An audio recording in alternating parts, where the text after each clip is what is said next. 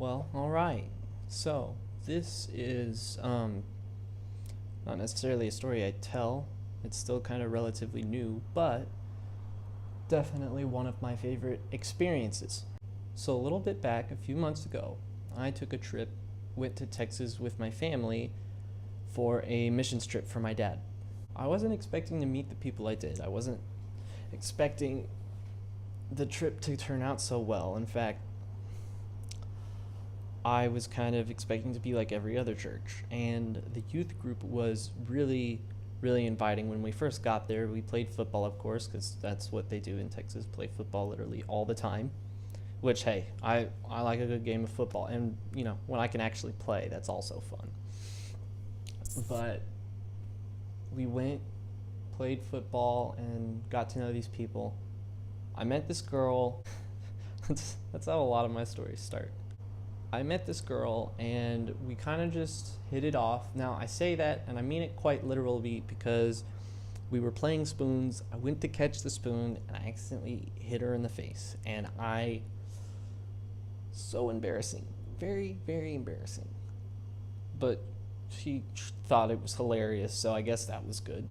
Over the course of the next 5 days, was it?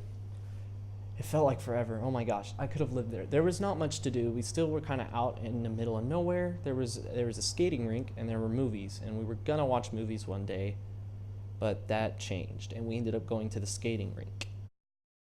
The second day with this girl, we skated together, and well, we skated with the entire youth group. They were all there, but her and I were, getting to know each other, and the best way she didn't want to open up, and so the best way I thought to get us to open up was to talk about the worst of ourselves. I don't know why that was a good idea, but it worked. We opened up and got to know each other that way. I was kind of surprised by that. She seemed to be overshadowed by her sister quite a bit.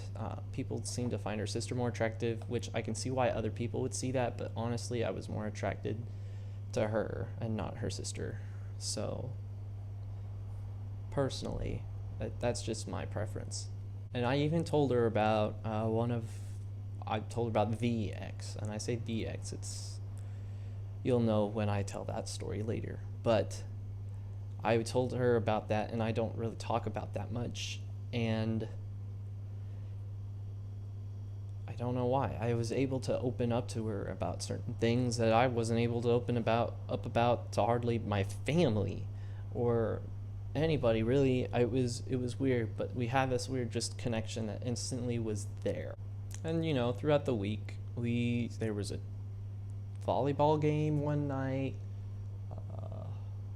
They were practicing some kind of puppet show for kids one night.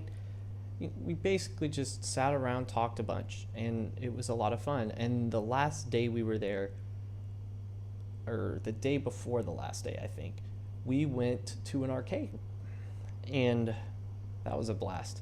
It's like a date except it's not a date. We're just getting to know each other. We rode the bus there, laughed a bunch.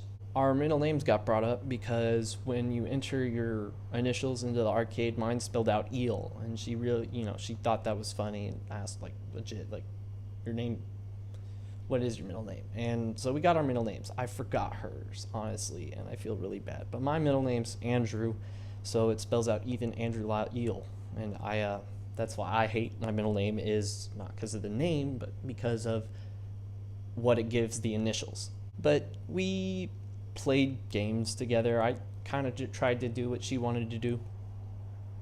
I'm a huge Batman fan, and there's the Batman arcade with the driving, and that's like my favorite one.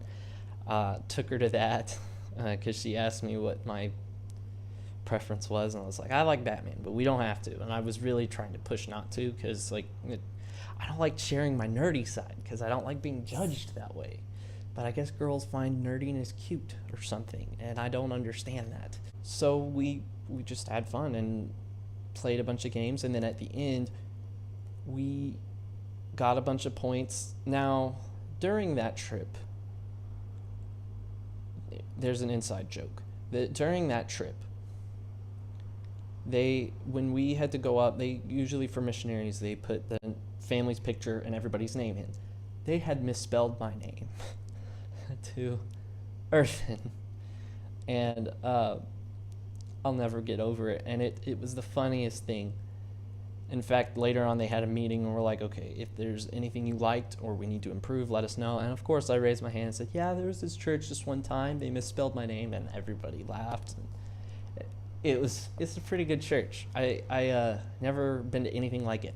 One night even, the pastor looked at my shoes and said, what is your shoe size? 9.5? Could we switch shoes? And I wear Converse red shoes, or I wore red shoes. Now I have new Converse because those got worn out. But he wore those during his sermon because he liked my shoes. So that was interesting. But I wore his were very fancy shoes. It was pretty cool.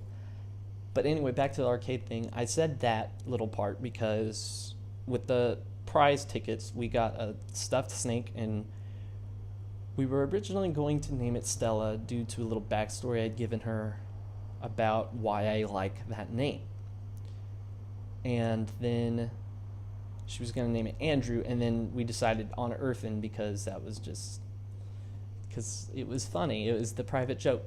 And so that's kind of what was hers. And she had gotten also some kind of like emoji person thing that squeaks. It kind of freaks me out, but it's a laugh emoji thing. And this is when it got cheesy. She was like, to remember all the laughs we shared. And then she had handed me an elephant, little plastic elephant toy, which elephants are her favorite animal. So there you have it. But she had given me this elephant, and it was her favorite animal. I had forgotten and then remembered, and I was like, oh, yeah, elephant, duh.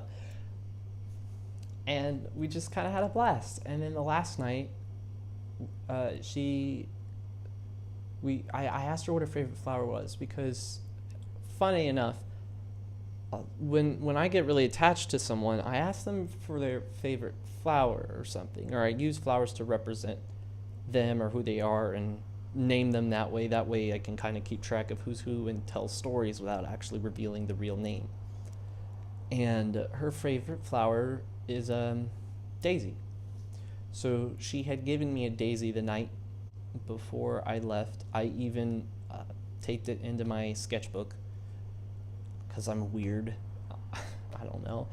And it was just something to remember.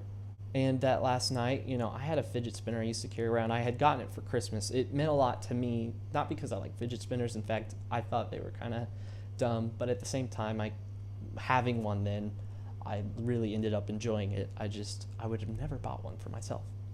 But I had gotten it from a friend from the lunch club, which I will talk about later. And so it meant something to me, so I gave it to her. That's how she remembers me by, I guess. I don't know if she still has it or whatnot. But